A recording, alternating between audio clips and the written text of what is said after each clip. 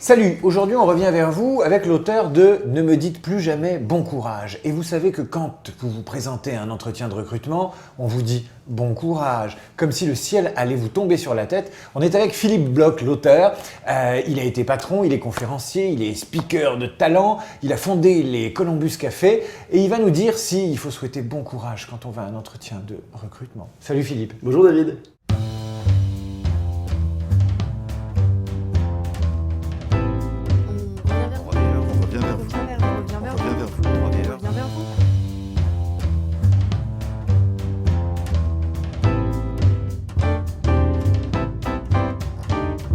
Est-ce que vous vous souvenez, Philippe, d'un entretien de recrutement, mais qui vous est marqué négativement? Tiens. Mon seul entretien de recrutement, c'était de manière totalement inattendue à New York. En fait, je faisais ma coopération là-bas. Et je suis appelé par les gens de l'expansion aux États-Unis, avec un jour un appel où on me dit Jean Boissonnat et Jean-Louis Samon-Schreiber sont à New York et aimeraient vous rencontrer. Et ils me proposaient un job en France pour développer en fait de la télématique. C'est-à-dire c'était l'époque du Minitel.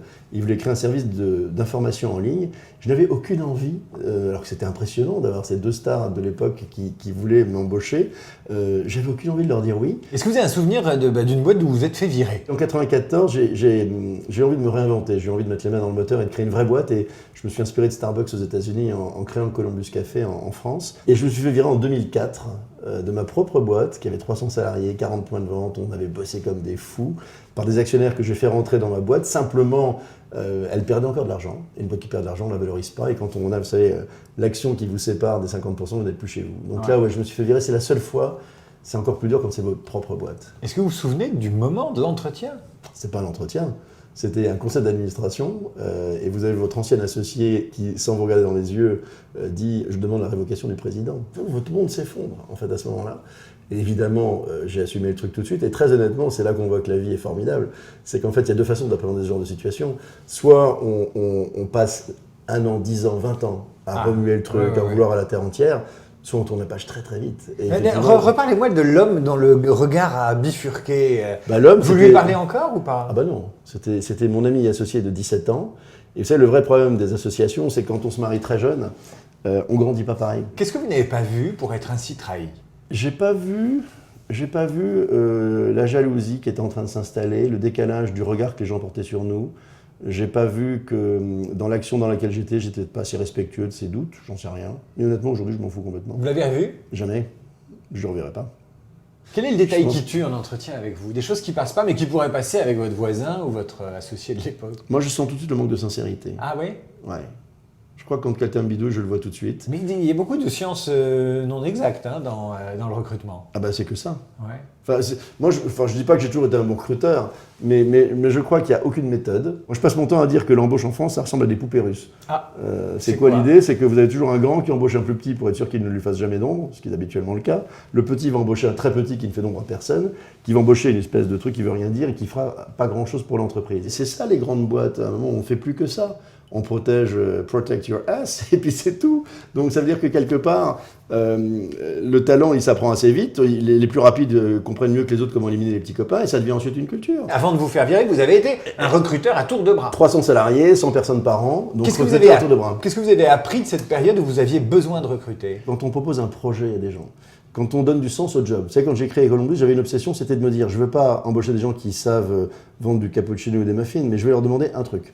C'est de faire passer chaque jour à chacun de nos clients les 15 meilleures minutes de leur journée. Comment on recrute quelqu'un qui saura faire passer les 15 meilleures minutes de sa journée à son client? En se demandant si on passerait un bon week-end, une bonne vacance avec lui. C'est tout con. Hein. On peut enseigner des compétences, on ne peut pas enseigner des qualités humaines. Donc moi, ma priorité des priorités, c'était les qualités humaines. Comment ça se passait l'entretien? L'entretien, je commençais simplement par les écouter, par leur demander de me raconter leur vie. J'attache beaucoup d'importance aux échecs des gens, tout con, mais je considère qu'on n'en parle pas assez. On est dans un pays qui n'aime pas les erreurs, qui n'aime pas l'échec, qui les cache. Et je trouve qu'il faut être éminemment sincère sur ces échecs. Vous avez fait un bouquin, Ne me dites plus jamais bon courage, qui pointe les mots de la déprime française. Est-ce qu'il faut souhaiter bon courage à quelqu'un qui va passer un entretien d'embauche? Depuis que le livre est sorti, j'ai traumatisé autant d'acheteurs et de lecteurs que de gens qui ont lu le bouquin. C'est insupportable. Les gens me disent « je ne sais plus quoi dire ». Cette phrase est devenue tellement un gimmick en France Je racontais le jour que j'étais dans un avion d'Air France et le steward ferme la porte du cockpit et dit bon courage. Tout le monde s'est inquiété en disant il y a peut-être un problème. On ne sait pas comment donner aux gens une forme d'enthousiasme à faire les choses. Et je crois que ce bon courage, il est malheureusement symptomatique de ça, parmi d'autres phrases aujourd'hui. Et le vrai problème français, c'est qu'on ne sait pas par quoi le remplacer.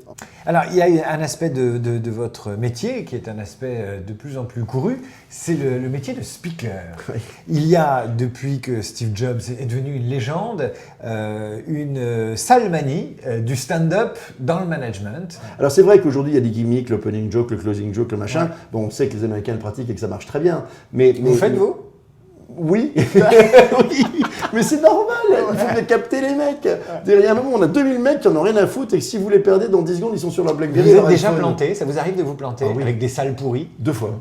Racontez-moi le 2 fois. montage du speaker. Une première fois catastrophique, au moment où Euromarché était racheté par Carrefour et en une nuit, un magasin dans le sud de la France changeait d'enseigne et les mecs avaient bossé comme des brutes pendant à peu près 3 semaines pour transformer le magasin. À 11h du soir, les mecs sur les rotules, on fait un truc sur une espèce de ring de boxe face à Jocelyne et Josiane caissière, etc. autour de nous qui bouffaient des cacahuètes.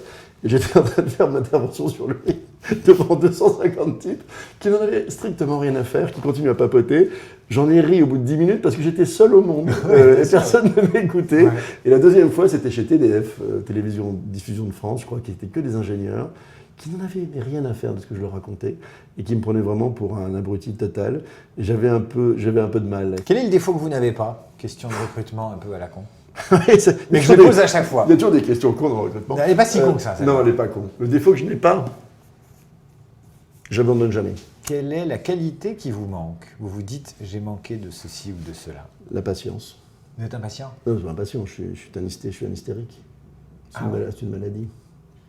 Je n'ai jamais de voiture de ma vie, je ne peux pas être en voiture. Enfin, je tuerai, je serai en prison pour avoir tué 12 personnes. Vous êtes en taxi, en scooter, 450 accidents, mais c'est pas grave, je continue. Ah, vous perdez votre sang-froid facilement ? C'est pas que je perde mon sang-froid, je ne supporte pas qu'on me vole mon temps. Enfin, l'entrepreneur que je suis ne supporte pas. J'ai une privation de liberté quand on me prend du temps. Bon, on va s'arrêter. Non, bah non. C'est fini. Je sais pas la méthode. J'ai dit une connerie. C'est terminé. Merci. Merci David.